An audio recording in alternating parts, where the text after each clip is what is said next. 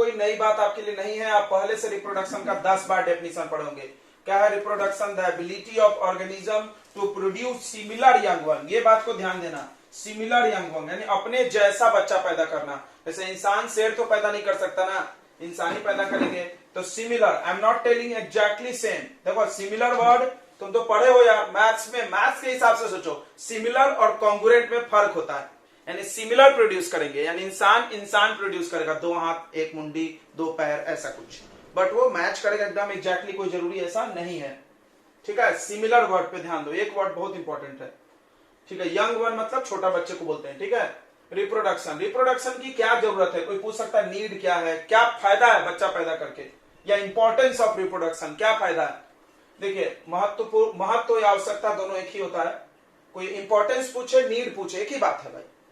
तो देखो पहला इंपॉर्टेंस है for the survival of species on the earth. ये पृथ्वी पर प्रजाति, मान लो एक अमीबा है, अगर वो पैदा नहीं करेगा अमीबा तो अमीबा स्पीसीज ही खत्म हो जाएगा ना अर्थ से। जैसे डायनासोर खत्म हो गए, अब एक भी नहीं है, तो स्पीसीज ही खत्म हो गए उनके पूरे। तो रिप्रोडक्शन से स्पीसीज मेंटेन रहता है। जैसे होमोसेपियंस हम लोग का स्पीसीज है ह्यूमन का, वो मेंटेन रखना है तो ह्यूमन के बच्चे पैदा होते रहना चाहिए। उसके बाद कंटिन्यूटी ऑफ लाइफ ऑन अर्थ, ये तो स्पीसीज की बात हुई, ये लाइफ की। देखो लाइफ और स्पीसीज में फर्क है। तो लाइफ मतलब कोई भी है, यूनिसेलुलर है, मल्टीसेलुलर है, इंसान है, कुत्ता है, बिल्ली है, सब लाइफ में काउंट होंगे। तो रिप्रोडक्शन से लाइफ मेंटेन, और लाइफ बहुत जरूरी है। तुमको पता होगा ना वो इकोसिस्टम का बैलेंसिंग मेंटेन करते हैं अपन, प्राइमरी कंज्यूमर सेकेंडरी टर्शियरी, वो फूड चेन। तो उसके लिए एनवायरमेंट का बैलेंस बनाए रखने के लिए continuity of life on earth and to maintain balance of environment,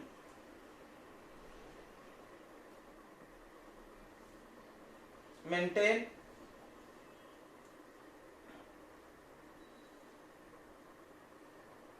balance of ecosystem.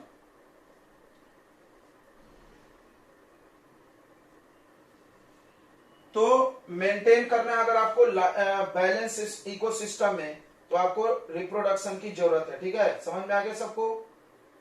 अगर मान लो कोई ऑर्गेनिज्म मर गया, जैसे मान लो हार्बीवोरस मर गए, तो उसके ऊपर वाले मर जाएंगे, उसके ऊपर वाले मर जाएंगे, सब एक दूसरे पे डिपेंड है। सबको पता है ना? पता है कि नहीं पता है? बिल्कुल पता होगा आपको। मेंटेन का स्पेलिंग गड़बड़ हो गया क्या? क्या होगा? एम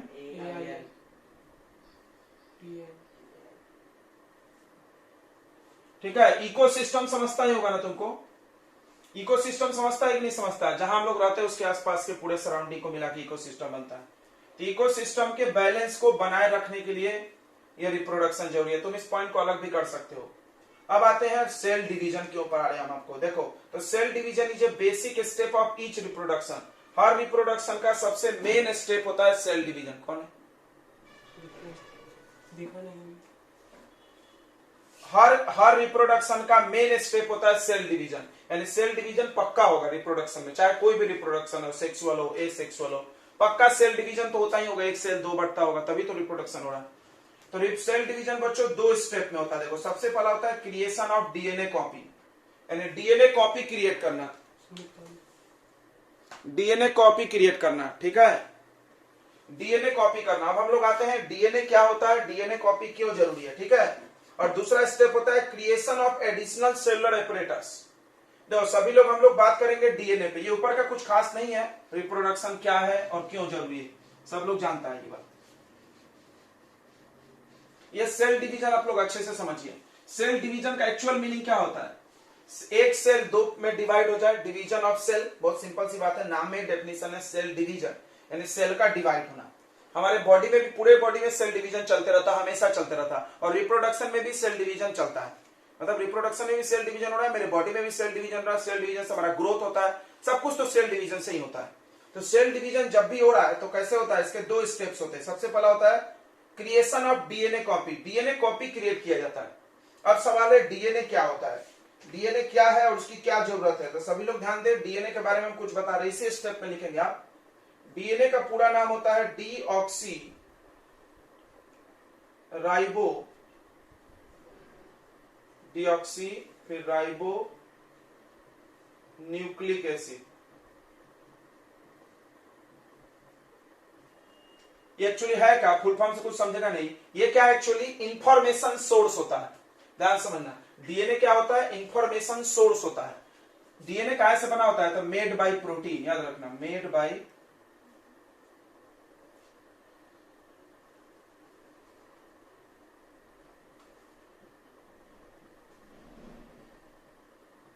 डीएनए प्रोटीन से बना होता है, याद रखना। अच्छा, डीएनए है क्या, तो it is information source, it is information source, पूरा सूचना का भंडार है, विच इज रिक्वायर्ड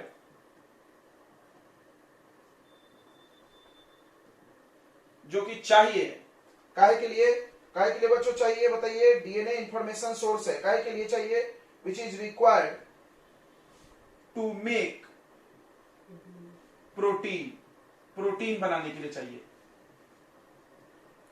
ध्यान से समझना। प्रोटीन बनाने के लिए सूचना है भाई, कैसे प्रोटीन बनता है वो डीएनए में होता है, और ये सूचना चाहिए। अगर मान लो डीएनए गलत हो गया, मान लो डीएनए में कुछ गड़बड़ी हो गई है कॉपी वॉपी करते समय, तो कितना प्रॉब्लम होगा हम तुमको बता रहे हैं। If the information get change, मान लो इंफॉर्मेशन चेंज हो गया, if the information get change, अगर मान लो ये सूचना गड़बड़ हो गया तो डिफरेंट टाइप ऑफ प्रोटीन बन जाएगा, then different types of protein get synthesis. देखो बनने को बार बार ये लोग सिंथेसिस वर्ड बोलते हैं। अलग प्रकार का प्रोटीन बन जाएगा, which will change the body design,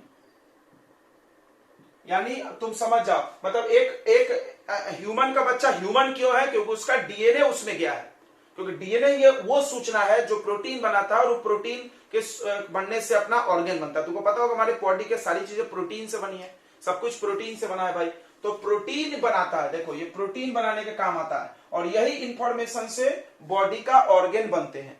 समझ में आ गया, हमारे शरीर का जो अंग का निर्माण है ये सब कैसा बनेगा, किस डिजाइन का होगा, वो सब कुछ डीएनए के पास है। अगर मान लो ये इंफॉर्मेशन बदल गया तो अलग ही प्रकार का कुछ ऑर्गन बन जाएगा। कभी कभी तुम देखते हो कोई बच्चे ऐसा विकृत पैदा हो जाते हैं, विकलांग उकलांग हो गए, कैसे हो गए, उनका डीएनए इंफॉर्मेशन कुछ गड़बड़ हो गया होगा, तो अलग ही टाइप का प्रोटीन बन गया, कुछ और बन गया वो, क्लियर है।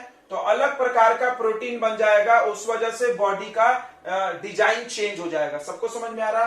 तो डीएनए के लिए आपको डीएनए कॉपी से क्या होता है, ध्यान से सुनो, DNA copy is required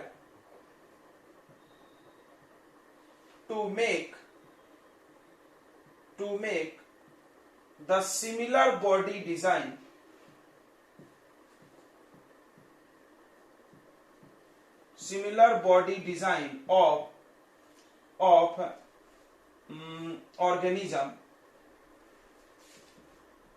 of organisms like their parents।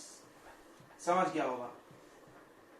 ये डीएनए का ही कमाल है। तुम ये जानते भी होगे कि तुम्हारा बॉडी का जो डिजाइन है वो बिल्कुल तुम्हारे पेरेंट के जैसा हो गया। अगर डीएनए नहीं आता तो पेरेंट के जैसा बॉडी डिजाइन नहीं, तो कुछ भी हो सकता था भाई। सबका मतलब सबको बनाने वाला इंफॉर्मेशन एक ही है, देखो। और ये इंफॉर्मेशन सोर्स ही क्या होता है बच्चों, डीएनए होता है। सबको समझ में आ गया। तो रिप्रोडक्शन का सबसे पहला स्टेप होता है creation of DNA copy. DNA क्या होता है यहाँ पे हम बता दिए। डीएनए कॉपी क्यों जरूरी है ये भी आपको थोड़ा सा समझ में आ गया होगा। आ गया कि नहीं आ गया?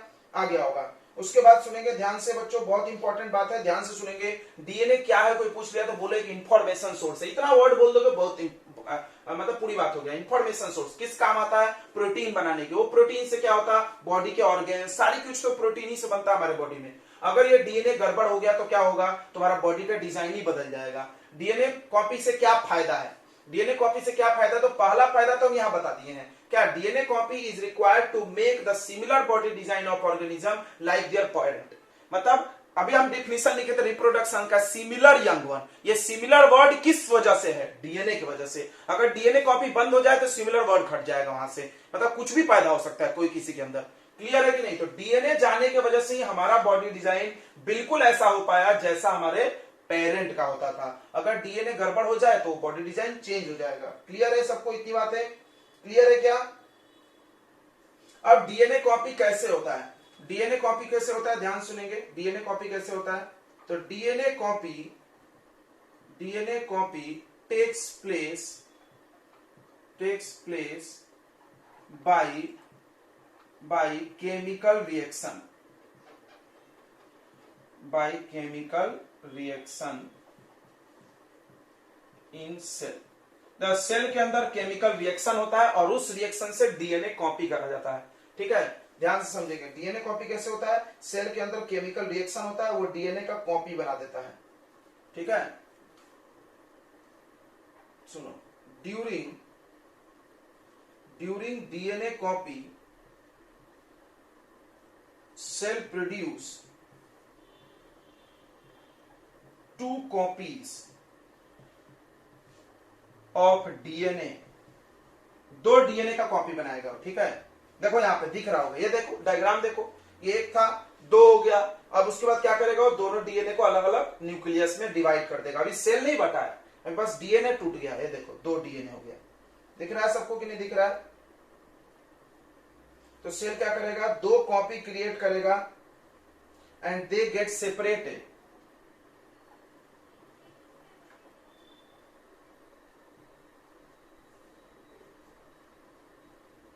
दे गेट सेपरेटेड, उसके बाद उसको अलग कर दिया जाएगा। ठीक है, ठीक है, ओके। अब बहुत इंपॉर्टेंट बात क्या है, ध्यान सुनेंगे, वेरी इंपॉर्टेंट। क्या सिर्फ डीएनए भेज देने से सेल का काम हो जाएगा? नहीं नहीं नहीं नहीं। सेल डिवीजन सिर्फ डीएनए कॉपी करके हो जाएगा? नहीं भाई, सेल जिंदा डीएनए से नहीं रहता है। जिंदा रहने के लिए इसमें बहुत सारे ऑर्गेनेल्स होते हैं, तो वो कहां है? मान लो हम डीएनए कॉपी कर दिए और ऑर्गेनेल्स कॉपी नहीं किए, तो सेल डिवाइड होकर मर जाएगा ना? मर जाएगा कि नहीं मर जाएगा? कैसे भाई? इसमें माइटोकॉन्ड्रिया नहीं जाएगा, उसको एनर्जी कौन बनाएगा? इसका लाइसोसोम नहीं जाएगा, उसको बचाएगा कौन? गोल्गी अपरेटस नहीं जाएगा, ट्रांसपोर्टेशन, मतलब सारे ऑर्गेनेल्स भी तो जरूरी है। तो इसीलिए दूसरा स्टेप बहुत इंपॉर्टेंट है, ध्यान सुनेंगे। Creation of additional cellular apparatus. तो इसमें ये पॉइंट आप शामिल करिए कि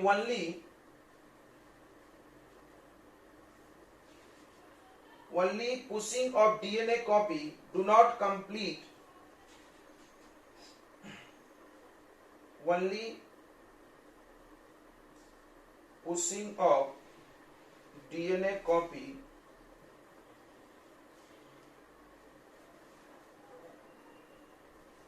would not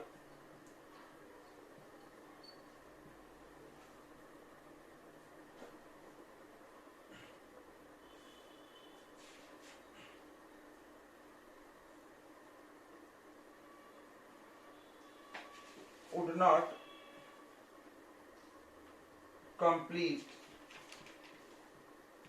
the cell division। सिर्फ डीएनए कॉपी हो जाने से सेल डिवीजन कंप्लीट नहीं होता है। ठीक है, सिर्फ डीएनए कॉपी हो जाने से सेल डिवीजन कंप्लीट नहीं होता है। ये पहला स्टेप क्लियर हो गया बच्चों, डीएनए कॉपी। इसको मिटा देना।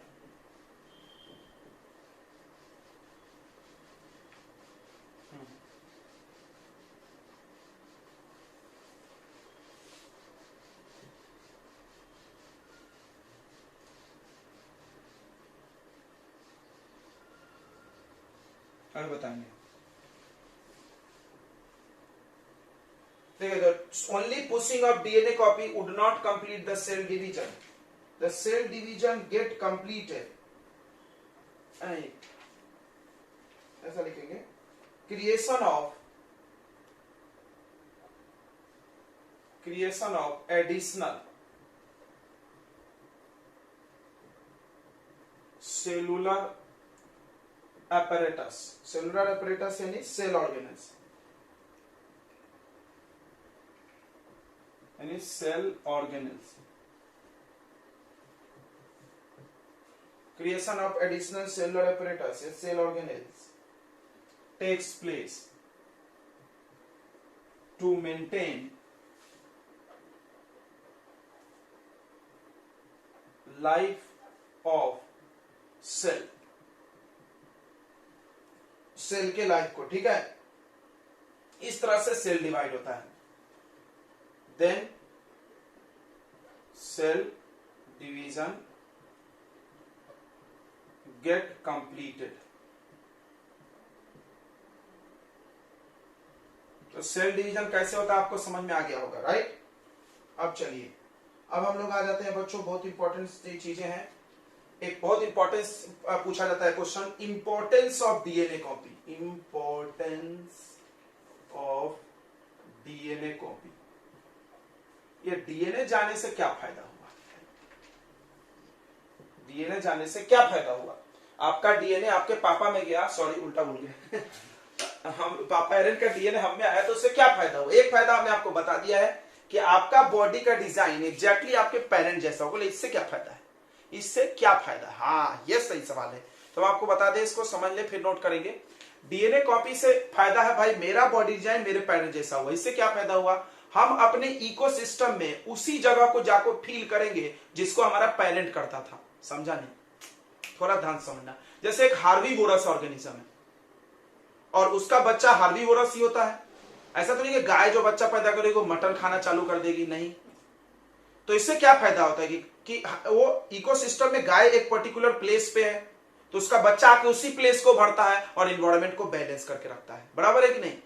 मान लो सारे शाकाहारी जीव के बच्चे मांसाहारी पैदा होते, तो शाकाहारी जीव खत्म हो जाएगी इकोसिस्टम से, तो हार्बीवोरस ही खत्म हो जाएगा या कार्निवोरस खत्म हो जाएगा। कोई भी खत्म होगा तो पूरा इकोसिस्टम डिस्टर्ब हो जाएगा, तुमको पता है। तो ये पहला फायदा हुआ डीएनए कॉपी से। यानी डीएनए कॉपी से क्या फायदा होता है? तो ऑर्गेनिज्म का बॉडी डिजाइन एकदम सेम टू सेम पेरेंट जैसा हो जाता है। उससे वो उसी इकोसिस्टम में उसी लेवल को जाके बढ़ता है जिस लेवल पे उसका पेरेंट हुआ करता था। क्लियर है? सबको ये बात समझ में आ गई होगी? ओके। दूसरा, डीएनए कॉपी से क्या फायदा है? तो आपने देखा डीएनए कॉपी से क्या होता है, हमारे बॉडी के ऑर्गन्स, प्रोटीन बनता है, प्रोटीन से हमारे बॉडी का ऑर्गन डिजाइन होता है, तो organ design same to same हो जाएगा। अच्छा, तीसरा फायदा क्या होता है? तीसरा फायदा क्या होता है, ध्यान सुनना। तीसरा फायदा होता है बच्चों कि अगर डीएनए जो रहेगा वो पेरेंट के जैसा रहेगा, तो डीएनए कॉपी अपने सेल ऑर्गेनेल के साथ काम करेगा।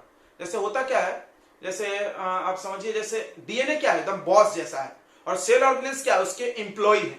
तो मान लो बॉस, जैसे एक बॉस है, वो ऑफिस खोला, बहुत सारे एम्प्लॉय हैं और सब उसके साथ काम कर रहे हैं। मान लो बॉस अचानक से उसका बेटा बना और बेटा का स्वभाव बिल्कुल अलग है, एकदम गुस्सैला टाइप का है, किसी को भी डांट देता है, मार देता है, तो पूरे एम्प्लॉय भाग जाएंगे, उसके नहीं करते काम, बोलते। वैसा ही कुछ हो जाएगा अगर डीएनए कॉपी नहीं हुआ। मान लो डीएनए बदल गया, तो उस बदले हुए डीएनए के साथ जो बाकी के एडिशनल एपरेटस है वो काम ही नहीं करेंगे, तालमेल नहीं बैठेगा। समझ में आ रहा? मतलब जैसे माइटोकॉन्ड्रिया का जो काम करने का तरीका है वो पुराने डीएनए से मैच करता था, उसमें जो इंफॉर्मेशन था। अभी नया डीएनए आ गया, मान लो कॉपी नहीं हुआ, कुछ और आ गया, तो इससे काम ही नहीं करेगा। तो माइटोकॉन्ड्रिया का डीएनए से कोऑर्डिनेशन नहीं होगा तो सेल मर जाएगा उस केस में। भाई माइटोकॉन्ड्रिया एनर्जी नहीं बनाएगा, उसकी बात ही नहीं मानेगा। समझ में आ रहा? वो इंफॉर्मेशन जो है डीएनए में वो मैच नहीं करेगा बाकी ऑर्गेनेल्स के साथ। मतलब नया डीएनए हो गया तो ऑर्गेनेल्स पुराने हो गए, या ऑर्गेनेल्स नए हो गए डीएनए पुराना रह गया तो भी प्रॉब्लम। मतलब वो दोनों कोऑर्डिनेशन नहीं कर पाएगा। अब कॉपी होगा तो क्या होगा, सेम टू सेम चलाएगा भाई, मतलब जैसा पेरेंट में था वैसा आ जाएगा, तो ऑर्गेनेल्स भी वैसे आ जाएंगे, तो दोनों में तालमेल जमा रहेगा तो काम करेंगे अच्छे से। समझ में आ रहा? कोऑर्डिनेशन बिगड़ जाएगा नहीं तो, डीएनए का और सेल ऑर्गेनेल्स का। तो ये कुछ फायदे हैं, इसको हम लोग लिख लेते हैं, इंपॉर्टेंस ऑफ डीएनए कॉपी। सबसे पहला इंपॉर्टेंस है, सबसे पहला इंपॉर्टेंस है डीएनए कॉपी का, it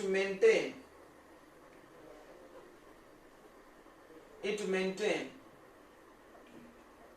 the similar body design of organism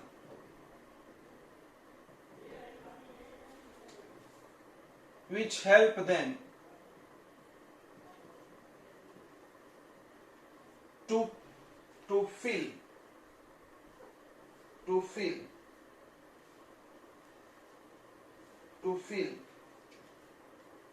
fill a particular level of ecosystem, particular level of ecosystem which help them to survive in the same environment, ऐसा लिखो, which help them to, अगला point इसको बनाएंगे, which help them to survive in same या in similar niche। एक word है बच्चों नीच, नीच मतलब होता है हैबिटेट, नीच वर्ड सुने हैं, नीच मतलब क्या होता है, हैबिटेट, सुने हैबिटेट, निवास स्थान, जो नहीं जानता हो हिंदी लिख ले। हाँ ये पॉइंट सही है, मतलब क्या होता है आपका बॉडी डिजाइन वैसा ही बना जैसा कि आपके पेरेंट का था, तो उससे क्या हो जाता है, it maintain the similar body design of organism which help them to survive in similar needs as their parent, as their parent। जैसे क्या हुआ, आप लोग घर में रहते हो और अब कोई इंसान का बच्चा जानवर हो जाएगा तो फिर उसको जंगल में छोड़ना पड़ेगा, या जानवर का बच्चा बड़े रॉयल पैदा हो गया, भाई हम तो सोफे पे सोएंगे, तो फिर वो जंगल में सोफा नहीं आ सकता। तो बात समझ में आ गई होगी तुमको कि तुम्हारा बॉडी डिजाइन वैसा ही हो गया, वैसा ही मतलब जैसे हमारे बॉडी पे हेयर्स नहीं है तो हमको कपड़े पहनना पड़ता है, ठंडी गर्मी लगेगी, जानवरों के शरीर पे हेयर हो, बचा लेते अपने आप को, समझ में आ गया होगा। तो उनका बॉडी डिजाइन वैसा ही बना जैसा उनके पेरेंट का था, तो फिर वो उसी जगह पे रह सकते थे जहां पे उनके पेरेंट रहते हैं, जंगल, पानी। मान लो मछली का कोई बच्चा पैदा हो गई, स्विमिंग नहीं आता मेरे को, तो बहुत प्रॉब्लम हो जाएगा, फिर कहाँ रहेंगे तो ये बॉडी डिजाइन मेंटेन करना बहुत जरूरी है, ठीक है। ओके, नेक्स्ट पॉइंट, तो DNA copy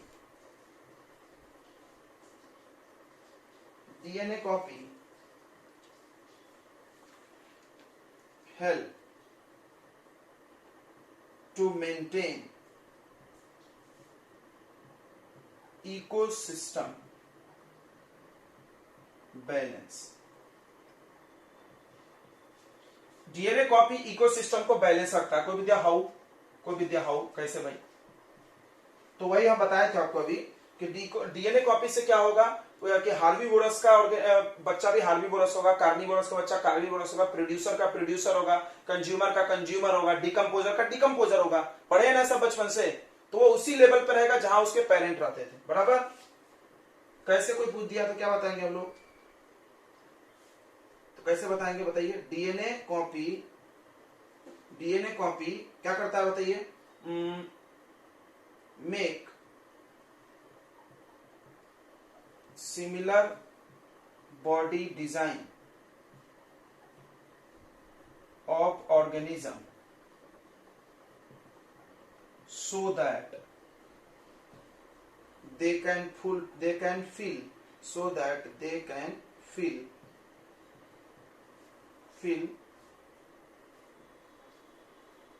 that particular they can feel a particular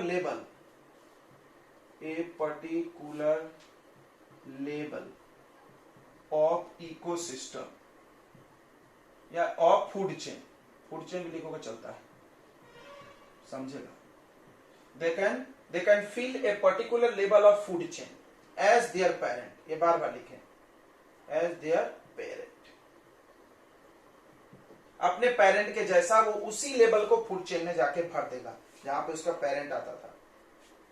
example लिखना है तो आप लिख ले कि प्रोड्यूसर है तो प्रोड्यूसर बनेगा, कंज्यूमर है तो कंज्यूमर बनेगा, डिकम्पोजर है तो डिकम्पोजर बनेगा। सबको पता है ना फूड चेन के कितने लेवल होते हैं बच्चों, 4 लेवल होते हैं। जो नहीं जानता है ध्यान सुन ले। सबसे पहला आता है प्रोड्यूसर यानी प्लांट, प्रोड्यूसर यानी प्लांट, खाना बनाते हैं लोग। फिर उसके बाद क्या आता है बताइए, प्राइमरी कंज्यूमर यानी हार्बीवोरस,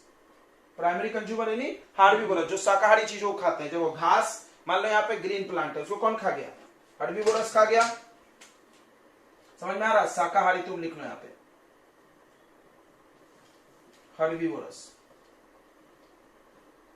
उसके बाद आता है सेकेंडरी कंज्यूमर यानी बताओ बच्चों, सेकेंडरी कंज्यूमर यानी मांसाहारी, छोटे छोटे मांसाहारी जीव। जैसे आ जाएगा इसमें, बताइए कौन आ जाएगा जो शाकाहारी जीवों खाया जाता है, जैसे फॉक्स, गीदड़, उसके बाद डॉग, उसके बाद उल्फ, ऐसे छोटे छोटे। उसके बाद आएगा टर्शियरी कंज्यूमर, उसके बाद कौन आएगा बच्चों, टर्शियरी कंज्यूमर, इसमें बड़े मांसाहारी जीव जैसे लायन। हाँ, उसके बाद आता है बच्चों डिकम्पोजर, डिकम्पोजर्स। डिकम्पोजर क्या होता है, ये लोग जब मर जाते हैं तो जमीन में सड़ाता कौन है, इनको मिट्टी में मिला देता है वापस, कौन, छोटे छोटे कीड़े, वो कौन है, डिकम्पोजर। फिर वो मिट्टी में से प्लांट उसमें मिट्टी में आ गया, प्लांट खींच लेगा, ऐसे चलते रहता है। देखो मान लो इसमें से कोई हट गया तो बहुत दिक्कत हो जाएगा, देखो कैसे दिक्कत हो जाएगा। मान लो ये हट गया तो क्या हरा साग भाजी ये खा सकते हैं, नहीं खा सकते। ये खा सकता है, नहीं, अरे बहुत दिक्कत हो जाएगा। तो ये एक पर्टिकुलर लेवल को मेंटेन रखना जरूरी है, ये समझिए आप। तो डीएनए कॉपी से उनका बॉडी डिजाइन अपने पेरेंट के जैसा रहता है, जिस वजह से वो पर्टिकुलर लेवल को फील करते हैं। फूड चेन, यही फूड चेन भी है, फूड चेन में पर्टिकुलर लेवल को फील करते हैं, ठीक है, अपने पेरेंट के जैसा। ओके, चलिए। हाँ,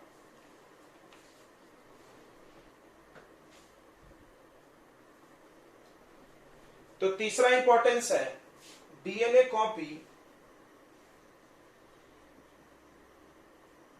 DNA copy help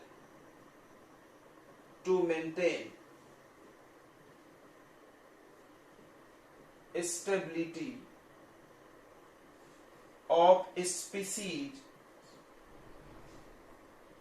on earth।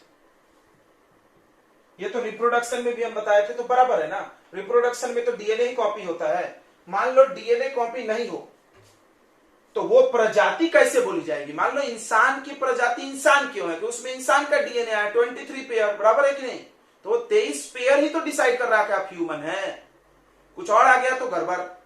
तो आपका जो स्पीसीज है वो आपके डीएनए के वजह से है, हर स्पीसीज का डीएनए का बनावट अलग होता होगा, बराबर है कि नहीं। तो वो डीएनए हमें कॉपी कॉपी चल रहा है 23 23 23 23, तो हम लोग इंसान है भाई। अमीबा के अंदर एक डीएनए है तो एक ही कॉपी होते जा रहा है, एक एक एक एक, जिस दिन 2 हो गया तो अमीबा की जगह कुछ और बन जाएगा भाई।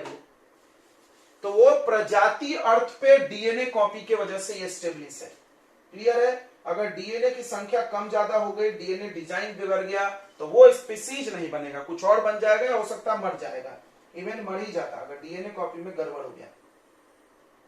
चलिए, तो अब हम लोग आते हैं, आपके सवाल का जवाब है कि सर क्या डीएनए कॉपी पूरा सही सही हो जाता है, तो जवाब है बिल्कुल नहीं होता है, बिल्कुल नहीं होता है। चलिए आ जाते हैं उस पर भी हम लोग। ये कॉपी कर लिया आपने, बहुत इंपॉर्टेंट है, ये आपकी बुक का सवाल है। This is the answer of your NCERT question. क्या, what is the importance of DNA copy, दिख ही रहा होगा आपको, नीचे पूछा हुआ है, बिल्कुल ब्लू क्वेश्चन में देख लो आप, पहला क्वेश्चन है वो, उसका हम जवाब बता दिए आपको। डीएनए कॉपी का क्या फायदा है। अब सवाल आएगा वेरिएशन में, बदलाव। तो चलिए अब आ जाते हैं हम लोग वेरिएशन में। वेरिएशन, वेरिएशन का हिंदी क्या होता है, बदलाव, चेंज। तो बदलाव, चेंज मतलब क्या होता था, difference in characteristics between two organism. The difference of characteristics of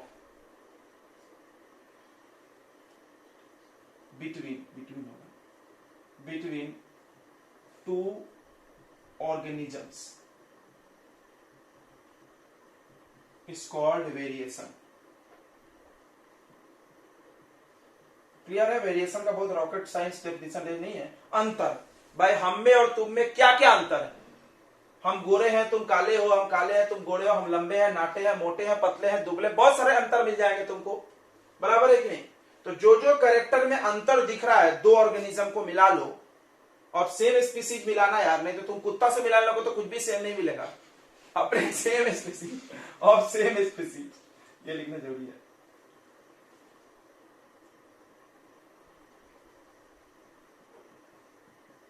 नहीं तो कुत्ता के सामने चला गया हम में तुम में बहुत अंतर, अरे यार फिर वो कहां तुम दूसरे से मिलाने लगे, अपने ही स्पीसीज के मिलाइए किसी से, ठीक है।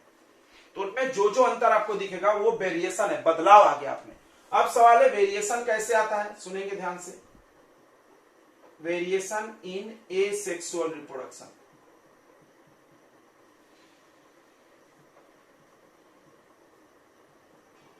जो हम पढ़ाने जा रहे हैं वो एसेक्सुअल रिप्रोडक्शन में वेरिएशन होता है। सबको पता है कि एसेक्सुअल रिप्रोडक्शन जितने भी हैं उसमें सेल डिवीजन ही होता है, सबको पता है राइट। एसेक्सुअल में कुछ उसमें रॉकेट साइंस नहीं है, कोई दो लोग का डीएनए कंबाइन नहीं होता, एक ही का रहता है, सेल डिवीजन हो जाता है। तो मोस्टली ऐसा लिख दे रहे हैं हम लोग, mostly during asexual reproduction, during asexual reproduction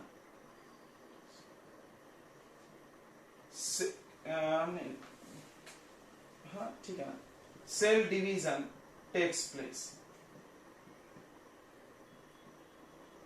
cell division takes place, cell division होता है बराबर, and during cell division DNA copy होता है, सबको पता है। During cell division, cell division के वक्त डीएनए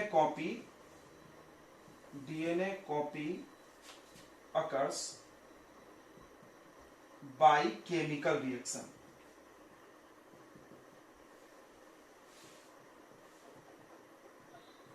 अब सुनेंगे, बहुत इंपॉर्टेंट लाइन लिखने जा रहे हैं, ध्यान से सुनेंगे, एक इंपॉर्टेंट लाइन है। क्या बोल रहा है कि दुनिया का कोई भी केमिकल रिएक्शन 100% रिलायबल नहीं होता है। ध्यान से सुनेंगे, दुनिया का कोई भी chemical reaction, no chemical reaction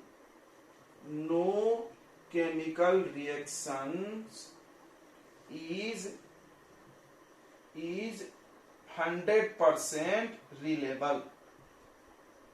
मतलब रिलेबल मतलब भरोसेमंद,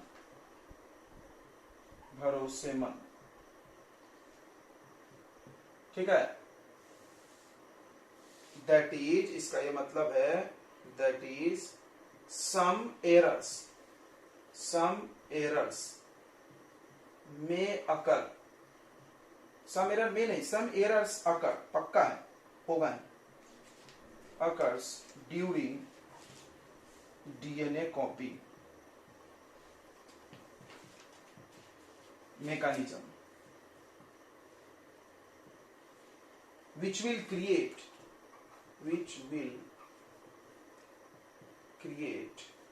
variation during asexual reproduction।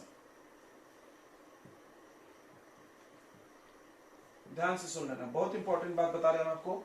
क्या बोल रहा है ये कि दुनिया में कोई भी केमिकल रिएक्शन पे आप 100% भरोसा कर ही नहीं सकते हो, एकदम पक्का हम जैसा चाहे वैसा हो ही नहीं सकता भाई वो। तो इसका मतलब क्या है? इसका ये मतलब है कुछ ना कुछ गड़बड़ हो जाएगा। कोई नहीं सर कुछ पक्का एकदम गारंटी है कुछ गड़बड़ होगा, कभी तो सही हो जाएगा, नहीं कभी नहीं हो सकता। सम एरर्स में भी हटा दिया था हमने, अकर्स लिख दिया, होता चाहे, में नहीं, होता चाहे। सम गलतियां होगी ड्यूरिंग द कॉपिंग मैकेनिज्म, यानी जब डीएनए कॉपी होगा, जब कुछ गलतियां होंगी, which will create the variation, इसी से बदलाव आएगा, यानी बदलाव तो आएगा। जैसे आपको हम एक पेज दे दें और बोले जाओ जेरॉक्स करा के लाओ, हमने एक पेज दे दिया, कॉपी मतलब जेरॉक्स, राइट? तो आप जेरॉक्स करने चले गए, आप जेरॉक्स करके लाएं, क्या आप वो दोनों पेज देख के बता सकते हो कि दोनों में से कौन जेरॉक्स वाला है, कौन ओरिजिनल? बिल्कुल, कुछ अंतर जरूर हो जाएगा, जैसे ब्राइटनेस कम हो जाना, थोड़ा सा कोना कानी कट जाना, कुछ ना कुछ गड़बड़ हो जाएगा, ब्लैकनेस बढ़ जाना, ब्लर हो जाना, कुछ ना कुछ गड़बड़ हो जाता है। तो वही बोल रहे हैं, कोई भी कॉपिंग मैकेनिज्म 100% रिलायबल हो ही नहीं सकता है, कुछ गड़बड़ हो जाएगा और वही गड़बड़ी वेरिएशन क्रिएट करेगा। अब अगला सवाल है कि अगर ज्यादा वेरिएशन आ गया तो, हाँ नेक्स्ट पॉइंट देखो, but in asexual reproduction large variation is not allowed।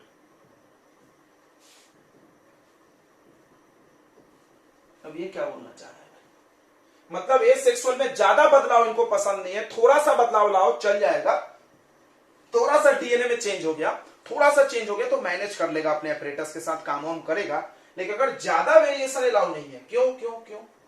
क्योंकि अगर लार्ज वेरिएशन आ गया तो जो नया वाला डीएनए है वो पुराने वाले ऑर्गेनेल के साथ काम नहीं करेगा और सेल मर जाएगा। बहुत इंपॉर्टेंट बात, ध्यान सुन लो, नया वाला डीएनए, नया क्यों बोल रहे भाई, पूरा बदल गया वो, समझ में आ गया? मान लो तुम जेरॉक्स कराने गए, वो सब पेज ही उड़ा दिया था जेरॉक्स में, गड़बड़ हो जाता कभी, तो हम लोग क्या बोले, हट नहीं चाहिए दूसरा दे, बराबर। वो पेज क्या हो गया, वेस्ट हो गया अपना। वैसा ही है भाई, इधर भी एकदम सेम टू सेम जेरॉक्स वाला काम इधर। तो बोल रहा है ए सेक्सुअल रिप्रोडक्शन में ज्यादा बदलाव अलाउ नहीं है। क्यों नहीं है भाई, क्यों नहीं है, क्यों नहीं है ज्यादा बदलाव, बताइए।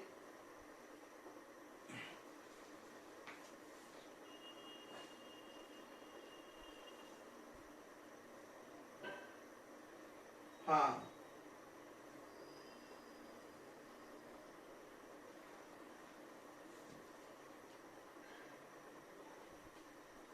because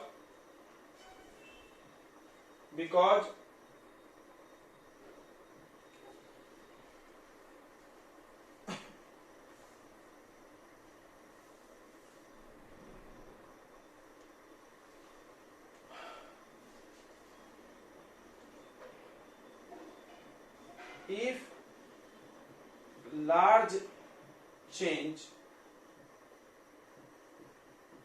occurs in DNA copy, then new DNA would not work with old cell organelles.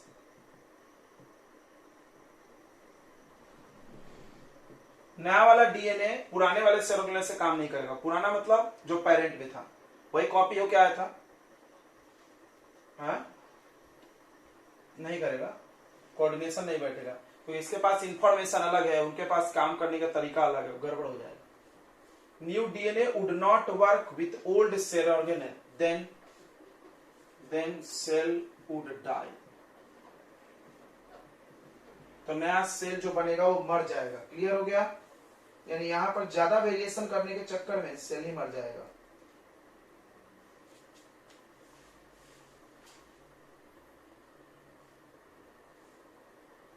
Okay, ठीक है। तो इसका कंक्लूजन क्या निकला, आपको हम कंक्लूजन बता दें 10 कि ए सेक्सुअल में वेरिएशन पक्का आएगा, कम आएगा लेकिन आएगा। ठीक है, कैसे आएगा, एरर्स होगा, कुछ गलतियां होंगी कॉपी करते समय, उस गलती से वेरिएशन आएगा, बट लार्ज वेरिएशन अलाउ नहीं है। क्लियर है? कंक्लूजन आप यहाँ पे नोट कर ले, समझ ही गया है ना, तो कंक्लूजन लिखने की कोई जरूरत नहीं है। ए सेक्सुअल में बदलाव आएगा, ये पक्का है। अब एक सवाल हम तुमसे पूछे थे कि ए सेक्सुअल में बदलाव आता है कि नहीं, तो बहुत सारे लोगों ने बोल दिया था नहीं आता है, तो ये बात पक्का है कि बदलाव आएगा। ठीक है, एकदम 100% सेम नहीं होगा, चाहे कोई भी रिप्रोडक्शन हो, कोई भी रिप्रोडक्शन हो 100% सेम नहीं होगा, याद रखो। रिप्रोडक्शन मीन्स बदलाव, वेरिएशन प्लस डीएनए कॉपी, समझना इस बात को। मतलब बदलाव भी आएगा, डीएनए कॉपी भी होगा। क्या नौटंकी है, मतलब आप सेम टू सेम, मतलब आपका मतलब मेन प्रॉपर्टी चेंज नहीं होगा। ये देखो, इंसान है तो इंसान ही रहेंगे, लेकिन कुछ ना कुछ बदलाव भी रहेगा, ये ध्यान रखो। हर रिप्रोडक्शन में बदलाव जरूरी है। बोलते हैं ना, परिवर्तन संसार का नियम है। सुने हो ये डायलॉग, सुने हो कि नहीं? परिवर्तन संसार का नियम है। ये देखो, ये परिवर्तन तुम्हारे पैदा होने से चालू हो गया, तुम्हारे पैदा होने से परिवर्तन चालू हो गया, इसलिए इसको परिवर्तन में एकदम डरे नहीं। रिप्रोडक्शन मीन्स वेरिएशन, याद रखो। पैदा हुए जब ही बदलाव हो गया हमें, तो हम आगे भी लाइफ में बदलाव कर सकते हैं। चलिए, इतनी बातें समझ में आ गई होगी। तो ए सेक्सुअल में बदलाव आता है, सबको क्लियर हो गया, बट बदलाव कम होगा, वेरिएशन कम होगा। अगर लार्ज वेरिएशन करने के चक्कर में जाएंगे, सेल ही मर जाएगा। क्लियर है? अब सवाल है, ये बदलाव क्यों होता है? What is the need of variation?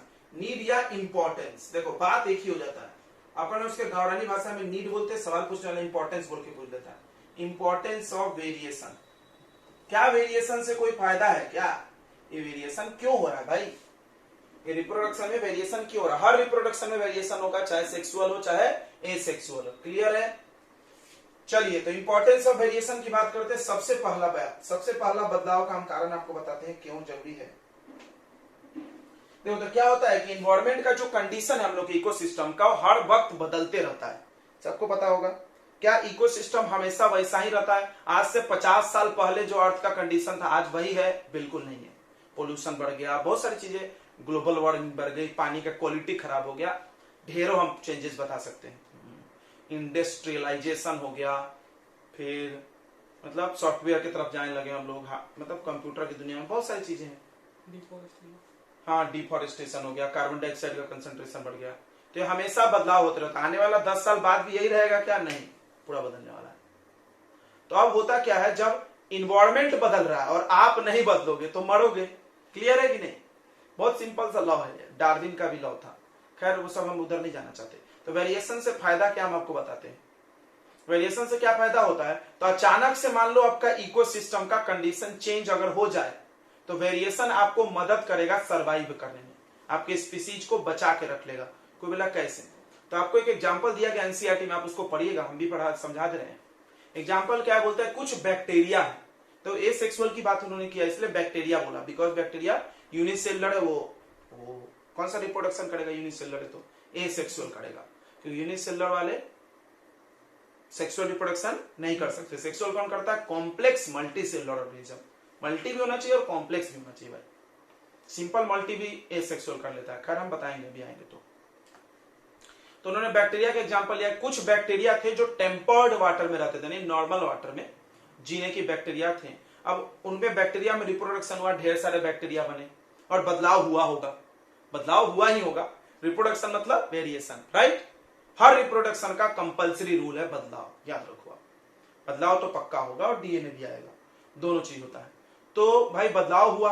अब बदलाव क्या होता है? कुछ भी हो सकता है यार, इसमें तुम गारंटी नहीं लेते हो कि क्या बदलाव होगा। जैसे एक इंसान के 5 बच्चे पैदा हुए तो तुम बता सकते हो क्या कि पैदा होने के पहले कि कौन लंबा, कौन छोटा, कौन मोटा, कौन पतला? अरे कुछ भी नहीं बता सकते यार, इससे रैंडम चॉइस होता है, कुछ भी गड़बड़ी हो सकती है। देखो तुमने देखा था एरर, वो गलती कुछ भी हो सकता है भाई। डीएनए कॉपी के वक्त तो कुछ भी गलती, मान लो बदलाव होते होते होते होते मतलब किसी में ऐसा बदलाव आ गया कि वो ठंडे पानी में भी जिंदा रह जाएगा, किसी में ऐसा बदलाव आ गया कि गर्म पानी में जिंदा रहेगा, किसी में ऐसे बदलाव आ गया कि वो मतलब बिना पानी का भी जिंदा रहेगा कुछ देर तक, किसी में ऐसे बदलाव आ गया कि सरफेस वाटर, मतलब कुछ भी हो सकता है। मतलब मान लो उसके मिलियंस ऑफ बैक्टीरिया पैदा हुए तो उसमें कोई एक ना एक बैक्टीरिया में ऐसा बदलाव तो हो सकता है ना कि वो ज्यादा टेम्परेचर के पानी में जिंदा रह सके। हाँ बिल्कुल हो सकता है, बिल्कुल हो सकता है। ठीक है, अब क्या हुआ, अचानक से ग्लोबल वार्मिंग बढ़ा, इन्वायरमेंट कंडीशन बदल गया। वो बैक्टीरिया को बता के थोड़ी आएगा यार। अचानक से ग्लोबल वार्मिंग बढ़ा और पानी का टेम्परेचर बढ़ गया तो क्या होगा बताओ। जितने भी दूसरे बैक्टीरिया थे जिनमें अपने पेरेंट का सेम टू सेम कॉपी वाला कैरेक्टर आया और बदलाव कुछ और आ गया, जिसको गर्म पानी में जिंदा रहने की क्षमता नहीं बनी, वो तो मर जाएंगे सब। मान लो एक में बदलाव आया तो ठंडा में जिंदा रहेगा, वो तो मरेगा, क्योंकि अभी तो पानी ठंडा नहीं हुआ ना, पानी क्या हो गया? गर्म हो गया। तुम्हारा बदलाव काम नहीं करा। समझ में आ रहा है कि नहीं आ रहा है? बिल्कुल आ रहा होगा। तो लेकिन एक ना एक कोई ऐसा बैक्टीरिया होगा उसमें, क्योंकि बदलाव है, परिवर्तन पक्का होता है, तो पक्का कोई किसी ना किसी में ऐसा कैरेक्टर जरूर आया होगा कि वो गर्म पानी में बच जाए, वो बच जाएगा, बाकी सब मर जाएंगे। फिर क्या होगा फायदा? वो एक बचेगा तो उससे बैक्टीरिया प्रजाति कंटिन्यू करेगी, उसके बच्चा पैदा होंगे वगैरह वगैरह। तो वो प्रजाति को बचाए रखने में क्या होगा? मदद मिलेगी। किससे? बदलाव से, वेरिएशन से। नहीं तो क्या होता, मान लो बदलाव नहीं होता, थोड़ा इसको कहानी को दूसरे सिरे सोचे, मान लो बदलाव नहीं होता, एसेक्सुअल में सेम टू सेम अगर आते एकदम 100%, तो एक बैक्टीरिया था टेम्पर वाटर में, उसके सारे बच्चे वैसे होते कि सबके सब टेम्पर्ड वाटर में रहते थे, तो पानी गर्म होते सब मर जाते, पूरी बैक्टीरिया नाम प्रजाति ही खत्म हो जाती पृथ्वी से। समझ में आया कि नहीं? मान लो डायनासोर की कहानी सुने होंगे तो बोलते उसमें बदलाव नहीं हुआ, जो भी है उसमें हम लोग रिसर्च नहीं करेंगे, वो लोग मर गए। ग्लोबल वार्मिंग हुआ, वो लोग कोल्ड ब्लडेड थे, ग्लोबल वार्मिंग हुआ, गए काम से। लाइक वो रेप्टाइल्स में आते थे ना, रेप्टाइल्स सब क्या होता है? कोल्ड ब्लडेड, पृथ्वी की गर्मी है बड़ी, वो लोग मर गए, बर्दाश्त नहीं किए। तो बदलाव आपको क्या करता है भाई? चेंजिंग इन्वायरमेंट में सर्वाइव करने में मदद करता है। ये एक मेन पॉइंट है और एक ही पॉइंट है और कुछ नहीं है।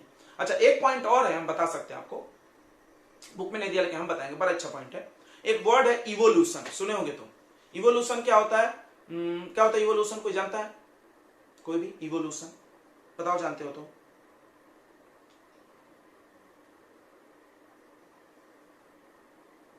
हाँ फिर से अच्छा बोल रहा है, फिर से देखिए बराबर। The process of formation of new species, the slow and gradual change in existing species to form a new species. यानी जो पहले से प्रजातियां हैं उनमें धीरे धीरे परिवर्तन आता है और परिवर्तन से एक नया प्रजाति बन जाता है। जैसे तुम जानते हो बंदर से इंसान बने धीरे धीरे, राइट? ऐसे ऐसा माना जाता है कि पृथ्वी पे सारे ऑर्गेनिज्म इवोल्यूशन से आए। अभी हम लोग अगले चैप्टर में इस चीज को पढ़ेंगे। मतलब सबसे पहले प्रोटो जो आया पृथ्वी पे वो इवॉल्व होते होते यहां तक पहुंचे हम लोग। अभी और इवोल्यूशन चल ही रहा है, कुछ और बन जाएंगे हम लोग।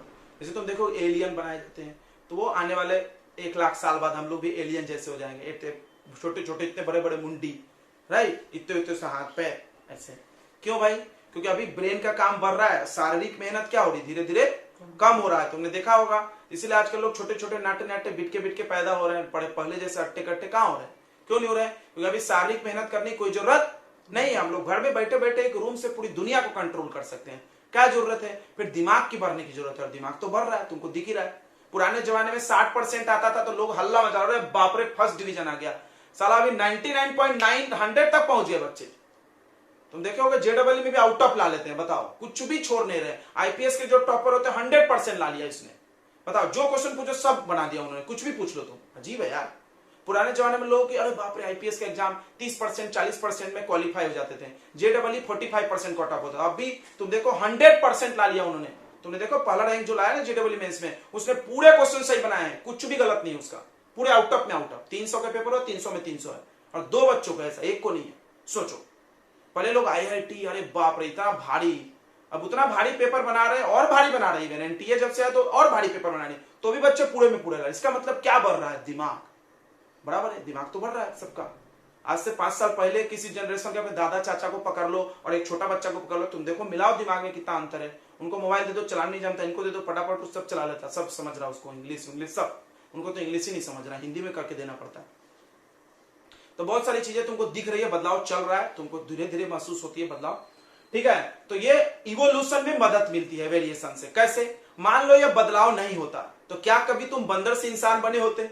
बंदर ही रह जाते ना हम लोग। आते इंसान बन के भाई, धीरे धीरे चेंज हुआ जब तो बदले, नहीं तो बदलते क्या? तो अगर वेरिएशन हो रहा है तो इसीलिए इवोल्यूशन हो रहा है। प्रजाति, एक स्पीसीज खत्म होगा फिर दूसरा बनेगा, फिर उससे तीसरा, ऐसे एडवांस बनते जाएंगे हम लोग। क्लियर हो रहा है? तो 2 फायदे हम तुमको वेरिएशन के गिना दिए। पहला फायदा कि आप वेरिएशन से अगर इन्वायरमेंट का कंडीशन बदल जाएगा तो उसमें आप सर्वाइव कर पाओगे।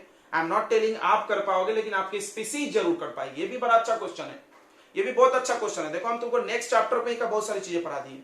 क्या क्वेश्चन है नेक्स्ट चैप्टर में कि क्या वेरिएशन से एक व्यक्ति को फायदा है कि पूरी प्रजाति को फायदा है? सोचो, क्या वेरिएशन से हमको फायदा है कि पूरे स्पीसीज को फायदा है? बोला हमको फायदा, हम बच जाएंगे। बोले बेवकूफ, तुमको क्या गारंटी है कि तुम बचोगे? मेरे में बदलाव है गर्म पानी में रहने की, पानी ठंडा हो गया, बचो तुम?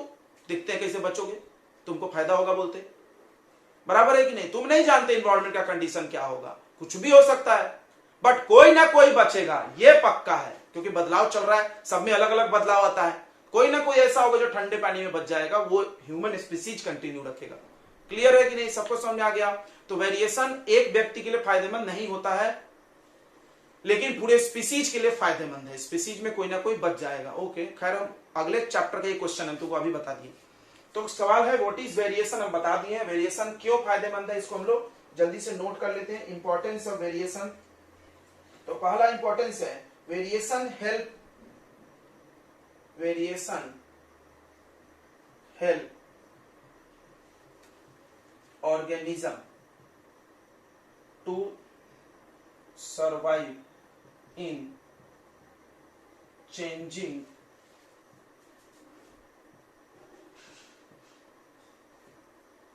इन्वायरमेंट में मदद करता है उनको सर्वाइव करने के लिए, right? That is it give survival advantage. अगर आपको लॉन्ग करना है तो इसमें एग्जाम्पल दें। किसका एग्जाम्पल दें? आपने एनसीईआरटी से एग्जाम्पल दें, ठीक है?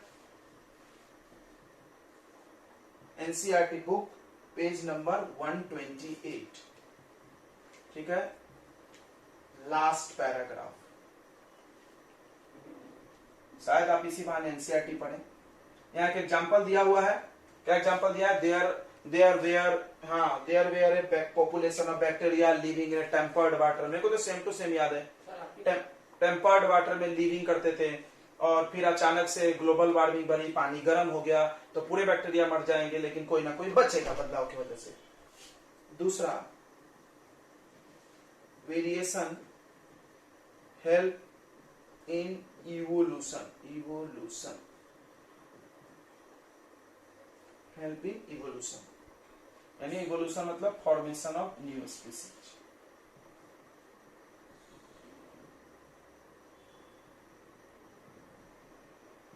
क्लियर है? तो चलिए, बहुत इंपॉर्टेंट चीज आज पढ़ा दिया हमने। अगर जिसका क्लास छूट गया है तो बहुत बेवकूफ है वो, तो हम क्या बोले।